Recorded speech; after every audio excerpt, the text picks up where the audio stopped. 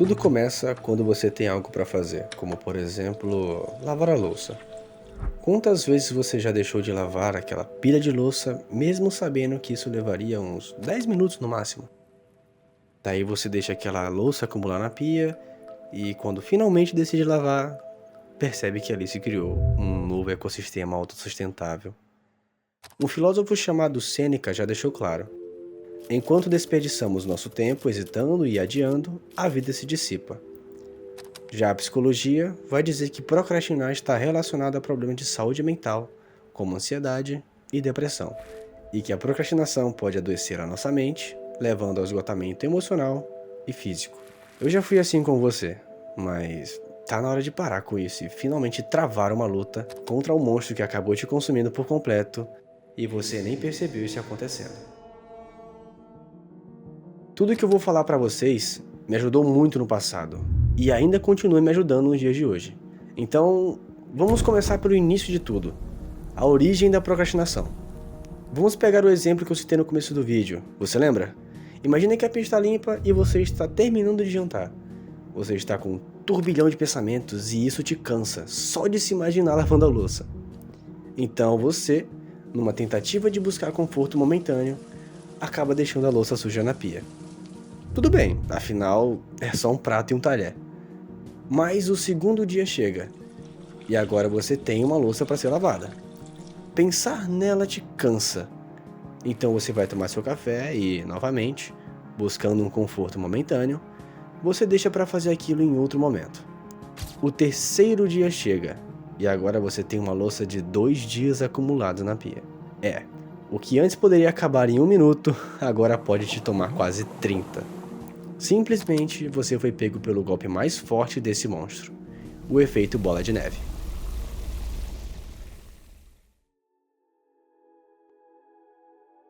O que você poderia ter feito? Talvez ignorar a vontade de deixar pra lá e simplesmente fazer o que tem que ser feito? Sim, com certeza, mas não é tão simples assim. Não é como se fosse fácil vencer essa tentação esmagadora de adiar as nossas tarefas. Eu, no seu lugar, há alguns meses atrás, resolvi fazer o seguinte: sabendo que eu não conseguiria fazer tudo de uma vez, eu me colocava para fazer pelo menos uma parte. Depois, em outro momento, ia lá e fazia mais um pedacinho e levava nesse ritmo até concluir a tarefa por completo. Involuntariamente, eu sentia uma sensação de progresso. Mesmo que pequena, mas já era o suficiente para me animar e fazer continuar seguindo naquele ritmo. Não pense em colocar um prazo. Vai fazendo um pedacinho aqui e outro ali, até você evoluir a ponto de fazer tudo certinho, sem adiar, sem fracionar. Obviamente, sem tarefas e objetivos muito difíceis de serem alcançados. Isso deve crescer de forma gradativa e suave. A coisa vai evoluindo cada vez mais, até finalmente você estar preparado para pôr em prática a regra dos 21 dias.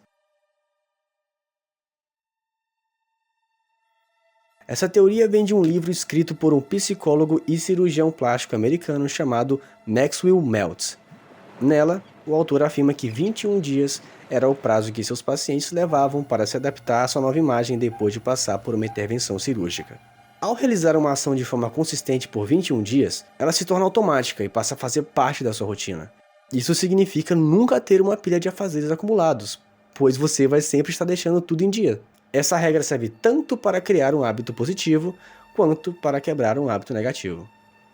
Outro ponto muito importante é o ambiente. E isso é algo incontestável. Uma pessoa que procrastina com a organização do próprio lugar onde ela vive, vai acabar gerando um ambiente perfeito para alimentar ainda mais o comportamento preguiçoso e cansado de um procrastinador. Onitus, mas você está insinuando que o ambiente molda a gente? Não exatamente. Até porque a visão mais aceita no meio científico é que há uma complementaridade entre a biologia e a cultura. O que isso quer dizer? Isso significa que o ser humano nasce com predisposições para a bondade e para a maldade, mas também é influenciado pela cultura e pelo aprendizado em sociedade. Resumindo, um complementa o outro. Um reflete sobre o outro.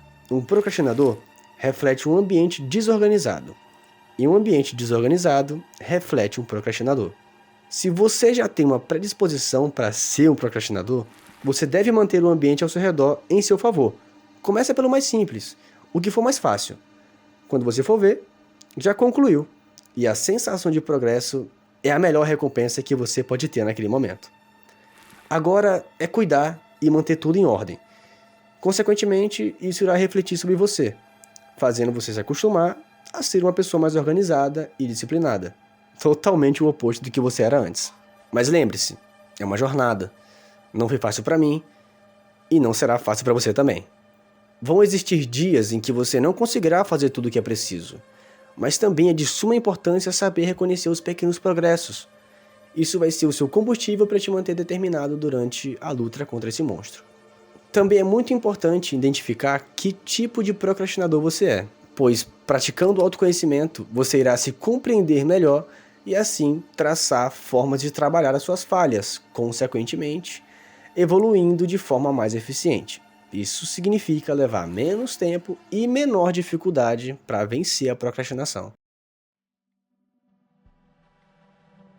Existem 6 tipos de procrastinadores, e eu vou citar exemplos de cada um deles para vocês. Comenta aqui embaixo qual você se identifica mais e o porquê. Número 1. O esquivo. Procrastina para evitar coisas desagradáveis, como por exemplo, adiar uma conversa difícil com alguém. Número 2. Desorganizado. Procrastina porque estima de forma irrealista o tempo que as atividades levam, acreditando que elas não são tão complexas quanto parecem e que é mais capaz do que realmente é. Como por exemplo, deixar de escrever um artigo para a última hora por pensar que as ideias iriam fluir com mais naturalidade. Número 3. O inseguro. Procrastina porque não confia em suas habilidades para realizar a atividade e tem medo de falhar, como por exemplo, deixar um estudo de uma prova difícil para a última hora. Número 4. O dependente. Procrastina porque tem dificuldade de dizer não para os outros, por ter medo de desagradar, como por exemplo, deixar de estudar para o concurso para ajudar uma amiga a se mudar para uma nova residência.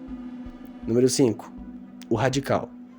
Procrastina porque assumiu atividades além do que é capaz de realizar, como por exemplo, deixar de passar tempo com os amigos porque assumiu compromissos demais. Número 6. O hedonista. Procrastina para fazer coisas agradáveis, como por exemplo, clicar no botão soneca do celular enquanto o despertador toca para não precisar sair da cama quentinha em um dia frio e chuvoso. Obviamente, há um pouco de cada um deles dentro de nós, mas um sempre se destaca. Qual é o seu? Deixa aqui embaixo. Vamos fazer esse campo de comentários ser um ambiente confortável para aqueles que, assim como eu e você, estão travando uma luta contra esse monstro. Ele é sutil e silencioso, você sabe. Então esteja sempre atento aos pequenos sinais antes que seja tarde demais. Certo, eu já falei sobre a origem, falei sobre o ambiente e por último sobre os tipos de procrastinadores que existem. Também apresentei formas de vencer a procrastinação, como dividir uma tarefa em pequenas partes, ser paciente consigo mesmo e entender que, às vezes vamos falhar e tá tudo bem nisso. E por fim, a regra dos 21 dias que firma com chave de ouro a sua vitória.